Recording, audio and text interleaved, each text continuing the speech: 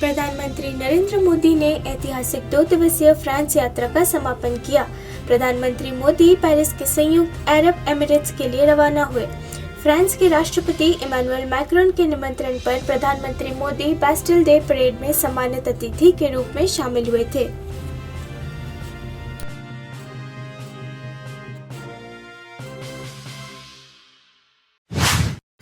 आज सावन की पहली महाशिवरात्रि के मौके पर शिव मंदिरों में भक्तों का सैलाब देखा जा रहा है। महाशिवरात्रि पर भगवान शिव की पूजा अर्चना का विशेष महत्व होता है। महाशिवरात्रि के शुभ अवसर पर भगवान शिव के जलाभिषेक और 4 प्रहर की पूजा विशेष रूप से फलदायी मानी जाती है। ये विजुअल्स हैं दिल्ली में स्थित गौरी शंकर मंदिर के, जहां भोले बाबा पर जल अर्पित करने के लिए श्रद्धालु कतार में खड़े हैं। लगातार लग रहे भक्तिपूर्ण जयकारों से पूरा मंदिर भोले बाबा के भक्ति रंग में रंगा प्रतीत हो रहा है। मध्य रात्रि से ही मंदिर भक्तों की आस्था पूर्ति के लिए खोल दिया गया था, जहां भोर काल से ही दर्शन के लिए श्रद्धालुओं का तांता लगा हुआ है। कृष्ण पक्ष है और कृष्ण पक्ष की त्रयोदशी उपरांत चतुर्दशी है। चतुर्दशी में जल जो है भगवान शिव को बहुत प्रिय है और मध्य रात्रि में ही मंदिर खुला है और चतुर्दशी का जल जो है चढ़ना, कांवड़ का जल आरंभ हो गया है मध्य रात्रि से ही और सारा दिन चलता रहेगा। और विशेष महात्म्य ये है, जो आज के दिन गंगा जल अर्पण करते हैं उनको मनोकामना पूर्ण गौरी शंकर भगवान करते हैं। सोमवार को ये स्पेशल दिन है कि कभी भी जैसे नहीं, श्रावण की सोमवार इस बार पुरुषोत्तम मास है, 2 महीने का श्रावण मास है। जो भी सोमवार इसमें पड़ेंगे उसका महात्म्य एक अलग निराली ही महिमा है। ऐसे तो हर सोमवार की महिमा है, श्रावण के सोमवार की महिमा महत्व एक अलग ही है, जो साल भर भगवान शिव की पूजा अर्चना करने से फल प्राप्त होता है और शिवरात्रि के व्रत करने से और सोमवार के व्रत करने से मनोकामना पूर्ण होता है। प्रधानमंत्री नरेंद्र मोदी शुक्रवार देर रात पेरिस के लूव्र म्यूजियम पहुंचे। तस्वीरों में देखा जा सकता है कि म्यूजियम पहुंचने पर फ्रांस के राष्ट्रपति इमैनुअल मैक्रोन और फ्रांस की फर्स्ट लेडी ब्रिजिट मैक्रोन ने उनका स्वागत किया, जिसके बाद उन्होंने बैंक्वेट डिनर में हिस्सा लिया। साथ ही प्रधानमंत्री मोदी ने भारत और फ्रांस के संबंधों पर बात की। गौरतलब है कि प्रधानमंत्री मोदी फ्रांस के 2 दिवसीय यात्रा पर थे।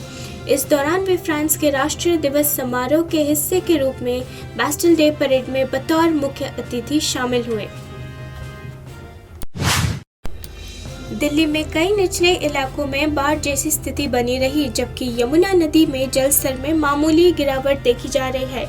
लगातार बारिश के कारण राष्ट्रीय राजधानी के कई इलाकों में सड़कों पर पानी भर गया है और बाढ़ जैसी स्थिति पैदा हो गई है।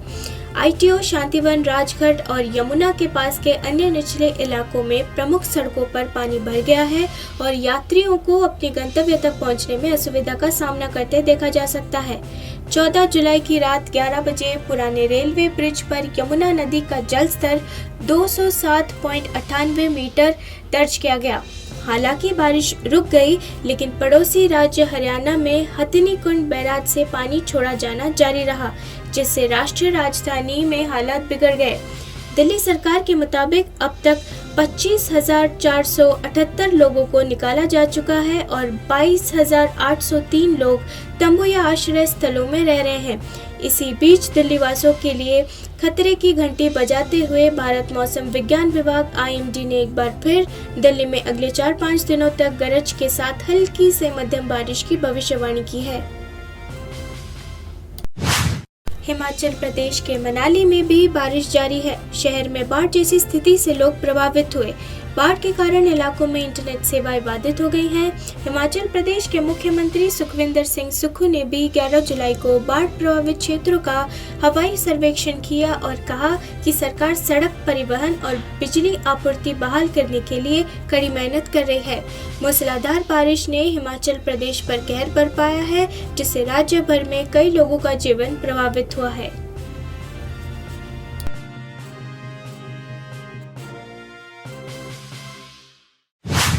हिमाचल प्रदेश के मंडी जिले के कुछ हिस्सों में बारिश हुई। इससे पहले 14 जून को हिमाचल प्रदेश में मूसलाधार बारिश जारी रहने के कारण मंडी जिले में व्यास नदी उफान पर थी।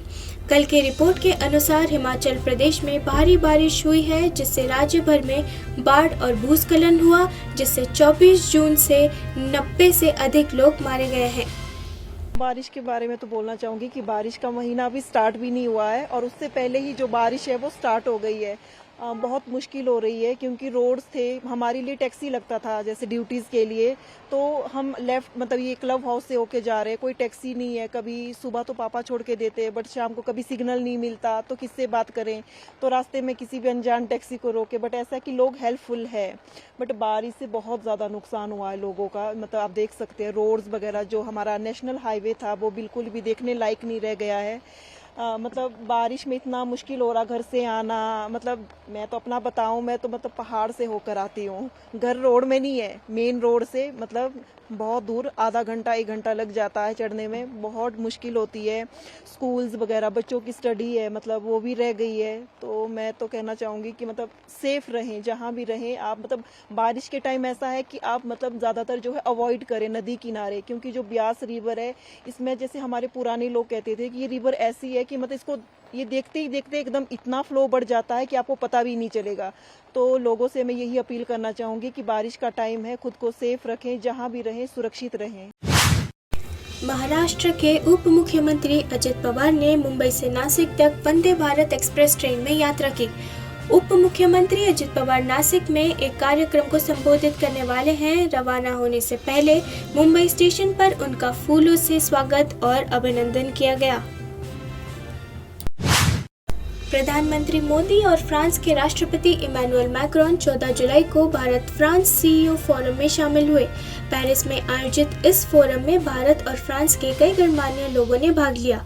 प्रधानमंत्री मोदी और फ्रांस के राष्ट्रपति मैक्रोन ने व्यापारिक नेताओं के साथ आर्थिक सहयोग के तरीकों पर चर्चा की। प्रधानमंत्री ने कहा, मैं आपको बैस्टिल दिवस की बधाई देता हूँ। इस वर्ष हम अपनी रणनीतिक साझेदारी के 25 वर्ष पूरे होने का जश्न मना रहे हैं। आप जैसे बिजनेस लीडर्स ने इस साझेदारी में बहुत बड़ा योगदान दिया है। मैं चाहता हूं कि आप सभी दोनों देशों के विकास के लिए प्रयास करें। मैं आपको विश्वास दिलाता हूं कि आप मुझसे और इमैनुअल मैक्रोन से समर्थन मिलेगा। बैस्टिल डे परेड के लिए गेस्ट ऑफ ऑनर के रूप में फ्रांस पहुंचे प्रधानमंत्री मोदी 15 जुलाई को अपनी यात्रा समाप्त करेंगे।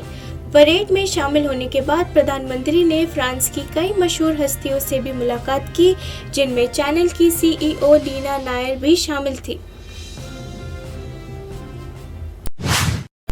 उत्तर पूर्वी राज्य मणिपुर में तनाव जारी है। धीरे धीरे किसानों ने अपने खेतों में लौटना शुरू कर दिया है।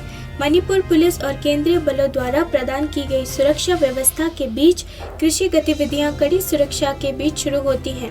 इस महीने की शुरुआत में महीनों की हिंसा के बाद कक्षा 1 से 8 तक कुछ स्कूल फिर से खुल गए हैं। ऑल ट्राइबल स्टूडेंट यूनियन द्वारा आयोजित एक रैली के दौरान झड़प के बाद 3 मई को मणिपुर में हिंसा फैल गई। वे मेइती को अनुसूचित जाति की सूची में शामिल करने की मांग का विरोध कर रहे थे। हिंसा प्रभावित मणिपुर में अब तक कम से कम 118 लोगों की मौत हो गई है और लगभग 40,000 लोग विस्थापित हो गए हैं।